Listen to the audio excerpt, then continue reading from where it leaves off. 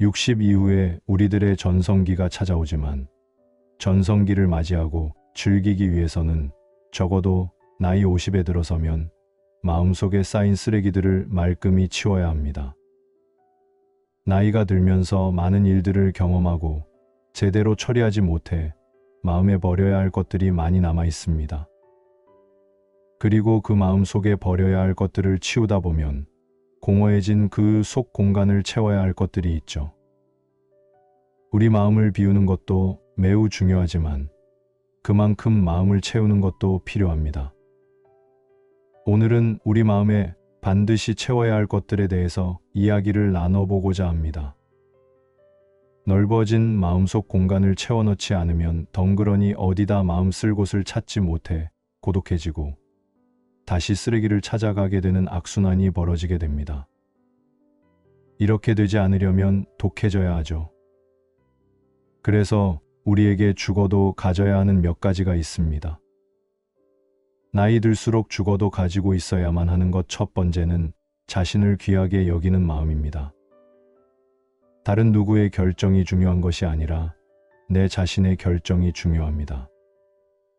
다른 누구의 시선이 중요한 것이 아니라 내 자신의 생각과 시선이 중요합니다. 다른 누구의 행복이 아니라 내 마음의 평정과 행복이 중요하죠. 내 자신을 귀하게 여기기 위해서는 굳이 지금의 내가 훌륭하고 가진 게 많을 필요까지는 없습니다. 비록 남들이 보기엔 초라하고 부족해 보일지라도 그건 그저 속 모르는 다른 사람들의 시선일 뿐이고 있는 그대로의 모습을 사랑하고 보듬어주면 충분합니다. 그동안 몹쓸 인간관계 때문에 나쁜 사람들 속에서 얼마나 많이 상처받고 빼앗겼음에도 지금껏 버텨낸 것만으로도 우리 모두는 대단하고 사랑받고 귀하게 여겨져야 할 마땅한 존재입니다. 이제부터는 전통이나 관습, 관계라는 이름으로 누르고 있었던 것, 남들이 어떻게 생각하느냐는 이제 중요하지 않다고 선언해야 합니다. 큰 소리로 말이죠. 사람들은 모두 각자만의 우주를 갖고 있고 나의 우주는 내 자신을 중심으로 돌아야 합니다. 그래야 인생 사는 맛이 납니다. 우리가 우리 자신을 귀하게 여기기 시작하면 내 우주가 나를 중심으로 해서 돌기 시작하고 인생 사는 맛을 비로소 느끼게 됩니다. 그러면 퍽퍽했던 세상도 다시 아름답게 보이기 시작하죠. 두 번째, 나만을 위한 시간. 나만을 위한 시간을 많이 가져야 합니다. 우리는 지금껏 남을 위해 살았다고 해도 과언이 아닙니다. 우리가 10대, 20대까지는 부모의 의지대로 살았고 직장 생활을 시작하는 20대 말, 30대부터 지금에 이르기까지 그저 직장 생활에 얽매여 살았습니다. 직장 생활이라는 것도 사실 알량한 그 돈 몇 푼을 벌려고 내 시간을 팔았던 거죠. 나만을 위한 시간을 갖기에 50 이후가 참 좋은 이유는 자녀 양육과 치열한 직장 생활의 긴장에서 조금씩 벗어나 여유를 갖게 된다는 점입니다. 자녀 결혼이 아직도 남아있고 은퇴 이후라도 경제적인 생활을 해야 하는 부담은 여전히 있을 수 있지만 짓누르는 책임과 의무감 부담에서 하나씩 서서히 벗어나기 시작하는 것도 사실입니다. 책임과 의무감 부담에서 벗어나 여유를 갖는 것과 맞물려 우리는 나만을 위한 시간을 가능한 한 많이 가져야 합니다. 마음의 상처가 그간 깊었다면 마음 챙김 또는 전문가와의 상담을 통해서 치유도 하고 책을 읽으며 세상을 보는 식견도 넓히고 단 몇 줄이라도 생각을 정리할 수 있도록 글도 끄적거려 보고 힘찬 발걸음으로 공원도 걸어보고 좋은 사람과 만나 재미난 얘기도 나눠보고 이제부터라도 하지 않으면 후회할 것 같은 것들이 무엇인지 생각해보는 시간이 필요합니다. 세 번째, 꿈과 비전입니다. 인생 후반전을 젊고 활력 있게 살아가기 위한 최고의 비책은 꿈과 비전을 가지는 겁니다. 그리고 나서 의심 없이 남에게 휘둘리지 않고 용기 있게 묵묵히 실천하며 그것을 향해 가는 거죠. 꿈과 비전이 있다면 어떤 일이 생겨나도 길을 잃고 헤매는 일은 일어나지 않습니다. 어디로 가야 하는지 목표가 있으니 방향을 잃을 일도 없죠. 50 이후에 무슨 꿈과 비전이 필요하냐고 말씀하시는 분이 있을 겁니다. 말씀드렸다시피 우리들의 진짜 전성기는 60 이후에 옵니다. 꿈과 비전이 있는 분들만이 이 멋진 전성기를 영접하실 수 있는 겁니다. 인생에서 제일 힘들 때는 몸이 고달프고 피곤할 때가 아니라 내일은 오늘보다 나아질 거라는 희망이 없을 때, 바닥을 치고 다시 일어날 수 있다는 가능성이 보이지 않을 때입니다. 꿈과 비전은 좌절과 두려움을 날려버리고 여러분의 가슴이 빵빵해지게 도전 정신을 만땅으로 채워줄 겁니다. 네 번째, 성장에 대한 몰입입니다. 은퇴 이후 하루하루 뭐하며 지내야 할지 모르겠다는 분들이 계십니다. 이런 분들은 고독할 뿐만 아니라 하루하루가 지루하다 못해 지긋지긋해서 이런 식으로 노후를 어떻게 보내야 하는지 아주 큰 걱정입니다. 아주 딱한 노릇이 아닐 수 없습니다. 그래서 나이 50에 들어서면 그전보다 더 빡세게 공부해야 합니다. 경기에 비유하자면 인생 후반전은 전반전과는 뛰어야 할 운동장도 경기 규칙도 모두 다르기 때문입니다. 그러니 새로운 운동장에서 뛸 그 경기 규칙을 공부해야 하죠. 20대 중반까지 배운 것으로 직장도 잡고 사회생활하며 전반전을 잘 살아냈다면 인생 후반전을 잘 살아내기 위한 새로운 공부가 필요하죠. 결국은 배우고 성장을 위해 몰입하면 인생 후반전에 제2의 직업도 찾게 될 수 있습니다. 50 이후에 행복해지기 위해 악착같이 많이 가져야 할 것들이 있습니다.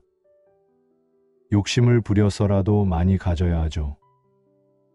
자신을 귀하게 여기는 마음, 나만의 시간, 꿈과 비전, 성장을 위한 몰입이 바로 그것들입니다. 이건 더 많이 갖겠다고 욕심 부려도 됩니다. 욕심쟁이가 되어야 합니다. 오히려 쓸데없는 것들에 대한 욕심을 줄이면 저절로 우리 인생 후반전에 필요한 것들이 채워집니다. 그래서 우리는 어떤 것을 버리고 어떤 것을 채우느냐가 가장 중요하죠. 오늘 영상을 보신 모든 분들은 항상 옳은 것에 욕심꾸러기가 되시길 진심으로 바라겠습니다. 남을 행복하게 할 수 있는 사람만이 또한 행복을 얻는다. 고대 그리스 철학자 플라톤이 한 명언입니다. 플라톤은 나이가 들수록 반드시 비밀로 해야 하는 것들이 있다고 말하죠. 오늘은 그 6가지에 대해 나눠보고자 합니다. 첫 번째, 다른 사람의 단점을 말하지 마라. 누군가의 단점을 쉽게 말하게 되면 말을 하는 자신의 이미지가 점점 좋지 않아진다는 것을 깨달아야 합니다. 어떤 사람을 두고 같이 험담하는 순간엔 한편인 듯 느껴지지만 결정적인 순간에는 결국 그 상대를 의심하게 되죠. 결코 사회적으로 신뢰가 필요한 좋은 기회들을 놓치게 되는 것입니다. 자신의 입에서 나간 말은 반드시 본인에게 돌아옵니다. 비판은 쓸모가 없습니다. 왜냐하면 비판은 인간을 방어적 입장에 서게 하고 대개 그 사람으로 하여금 자신을 정당화하도록 안간힘을 쓰게 만들기 때문이죠. 비판은 위험합니다. 왜냐하면 인간의 소중한 자존심에 상처를 입히고 원한을 불러일으키기 때문입니다. 비난은 부메랑이 되어 나에게 다시 돌아옵니다. 남을 심판하지 않는다면 나도 심판받지 않을 것입니다. 사람의 잘못은 그 자신의 인간관계에서 비롯되죠. 부정적인 이야기는 되도록 하지 않는 것이 사회생활을 하는 것에 큰 도움이 됩니다. 상대의 의견에 반대하거나 잘못되었음을 가르쳐 주어야 할 때에도 직설적으로 말하기보다 상대가 잊고 있던 사실을 우연히 생각난 것처럼 재치 있게 대화하는 것이 필요합니다. 절친한 친구나 가족에게 대화할 때에도 충고라는 명목으로 이게 다 너를 위해서 말하는 거야 라고 하는 것은 너는 틀렸고 나는 맞다라는 뜻이죠. 우리는 각자 개인의 사정들이 있기 때문에 상대의 말에 공감하고 들어주는 것만으로 충분합니다. 따라서 부정적인 말이나 험담, 불필요한 조언이나 충고를 할 때에는 함부로 하면 안 됩니다. 그 충고로 인해 인간관계가 더 멀어질 수도 있기 때문입니다. 두 번째, 자신을 자랑하지 마라. 신이 인간에게 한 개의 입과 두 개의 귀를 준 것은 말하는 것보다 2배 더 많이 들으라는 이유라는 말이 있습니다. 무심코 내뱉은 자랑은 뜻밖의 오해를 부르거나 상대방에게 질투의 대상이 되는 경우가 많습니다. 그 상황을 책임져야 하는 사람은 자랑을 내뱉은 바로 나 자신입니다. 그러므로 말을 할 때는 주의하고 또 주의해야 합니다.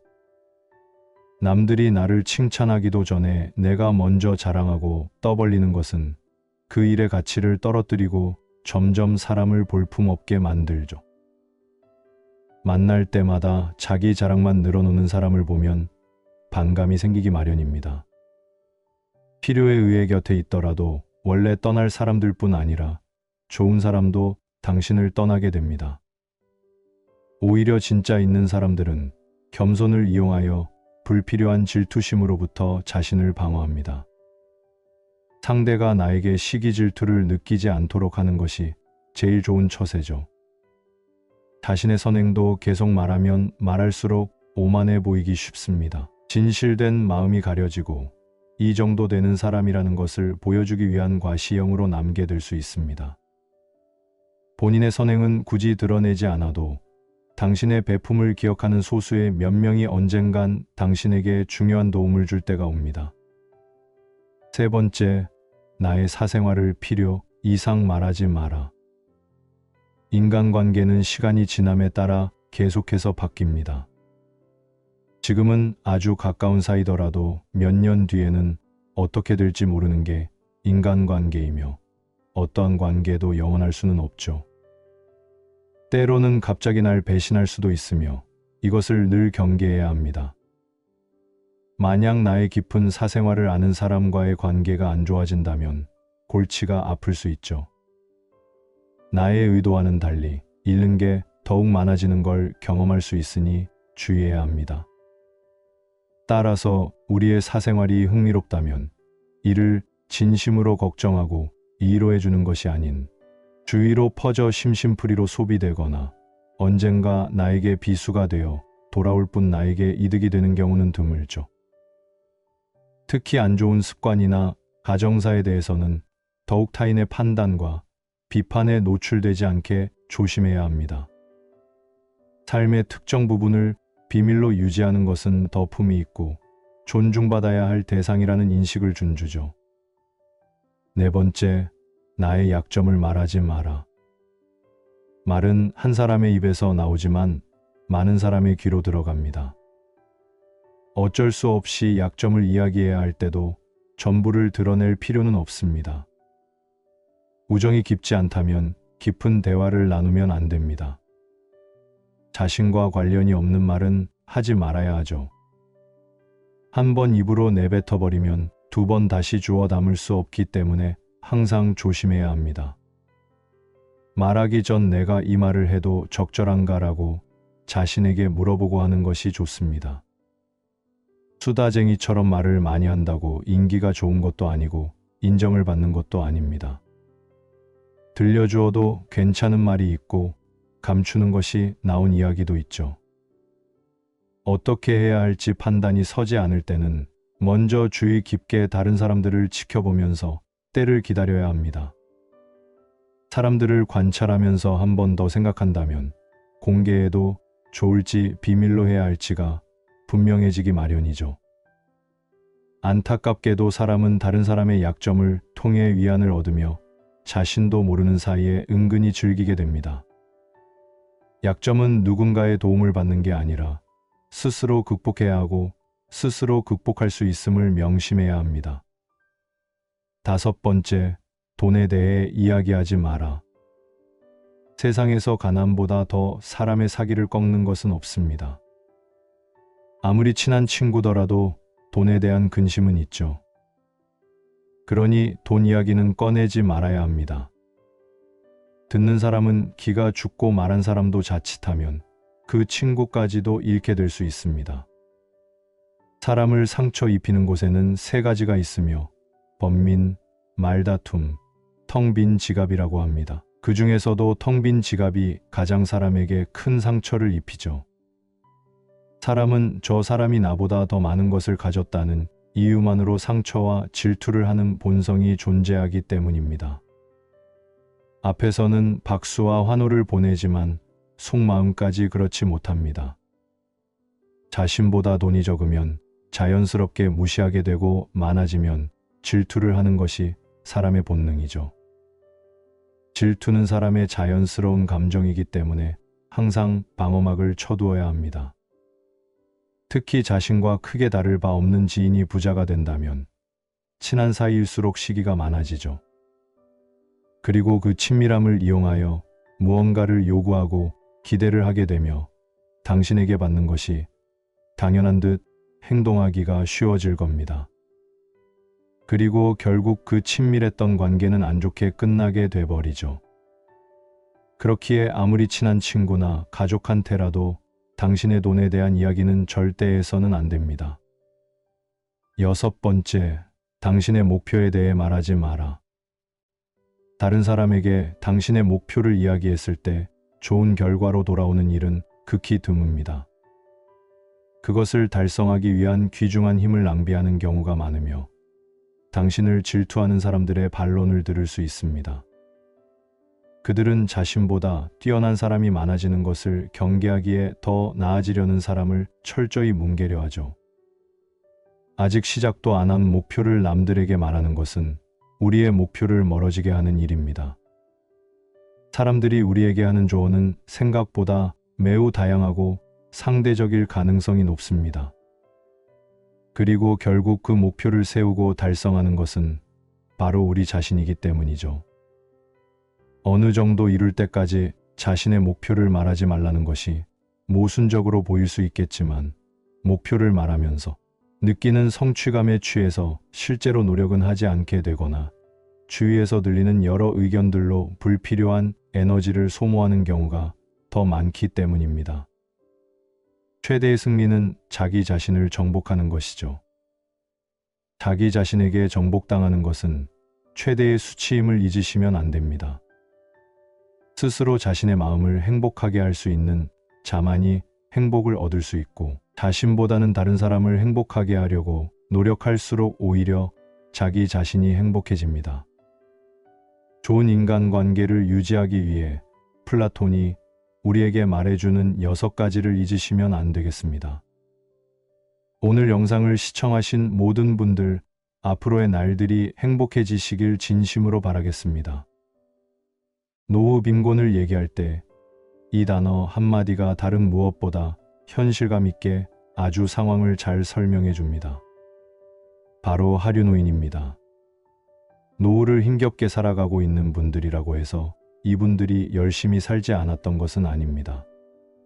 일을 너무 열심히 해서 탈이면 탈일 뿐 한국 사람들 중에 그렇게 게으르게 산 사람은 없을 겁니다. 또 다른 케이스는 자산 관리 잘 해오다가 막판에 잠깐 판단 미스로 바닥으로 떨어지는 분들이 계십니다. 고령기에는 누구나 빈곤에 빠질 가능성이 있다는 점을 상기하셔야 합니다.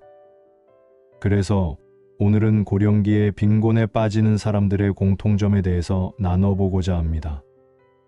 노후 빈곤을 겪는 사람들의 생활을 들여다보면 생활비 부족으로 식사는 하루 한 끼로 만족하고 집세를 내지 못해 노숙을 하고 있거나 부족한 생활비를 충당하기 위해 폐유지를 수거하고 다닙니다.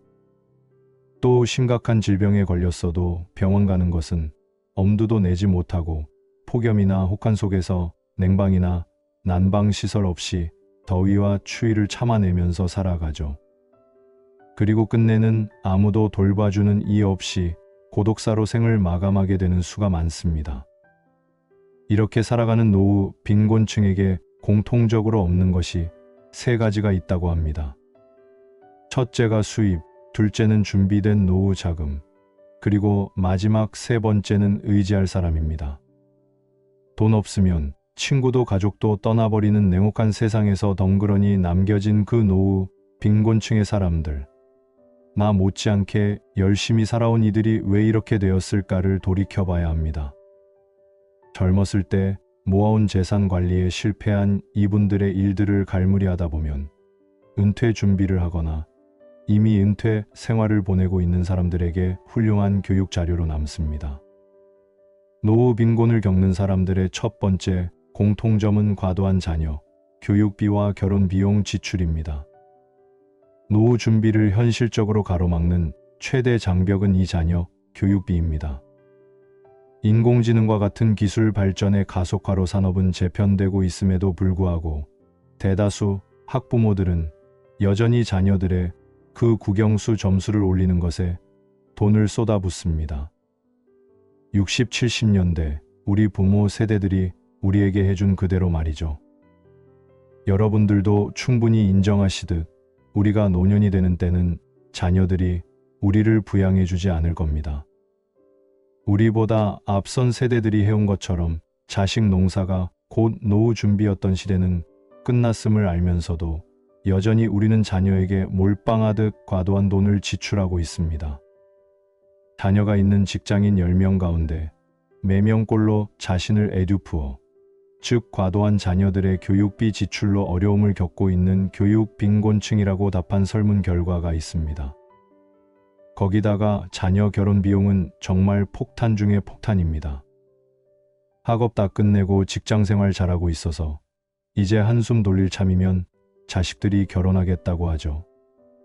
집값이 많이 올라 부모의 도움이 없다면 제대로 된 집조차 얻을 수 없는 게 현실이긴 합니다만 인생에 한 번뿐인 결혼이니 멋지고 화려하게, 그리고 신혼집도 처음부터 모든 것을 갖추고 시작하고픈 자식들의 욕망을 꺾을 수 없는 게 문제이기도 합니다.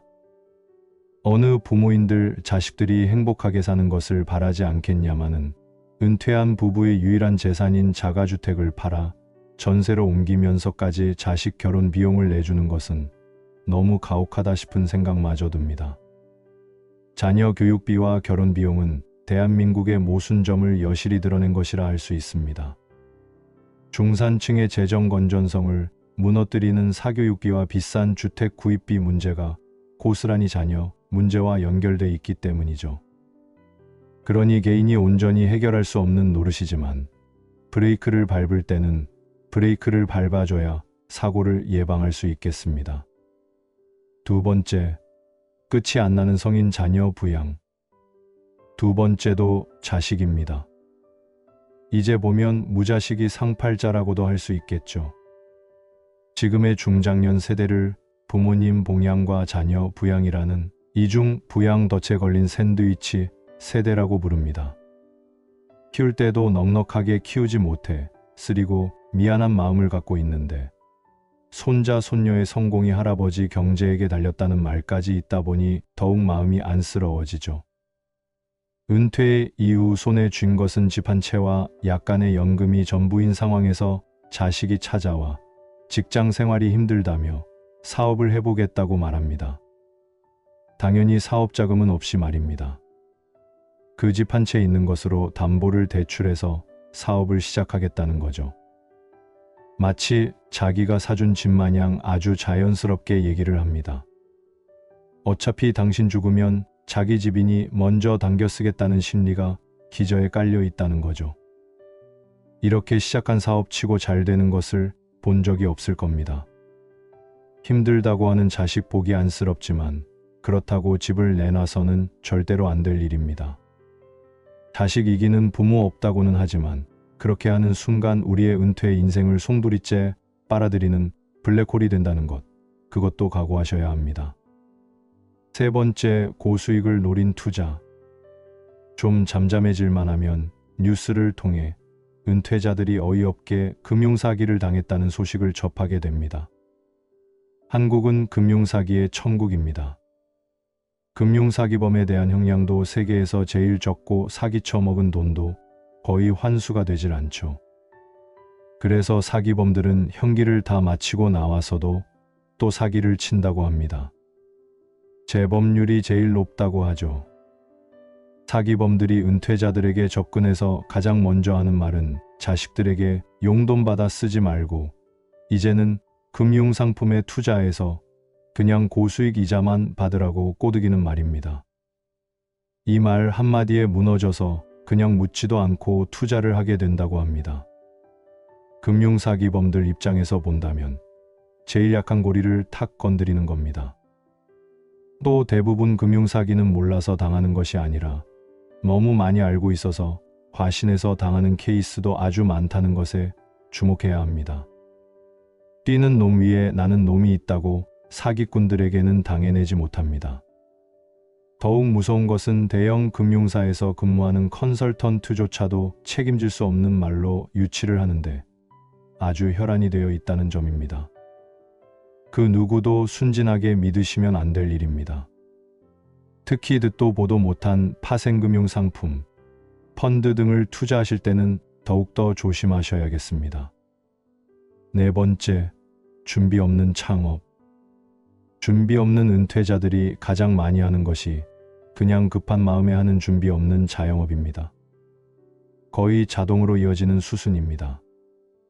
뒤통수 맞듯이 전혀 준비되지 않은 상황에서 회사로부터 내몰리듯 나왔으니 퇴직금이라는 목돈을 야금야금 빼먹기 전에 하루라도 빨리 뭔가라도 해야 한다는 그 압박감에서 급히 시작하는 것이 바로 자영업이죠. 직장에서 은퇴한 뒤 창업 전선에 뛰어드는 사람이 전체 자영업자의 72.3%가 된다고 하니 거의 모든 회사원의 종착지는 자영업이라 말해도 과언이 아닙니다.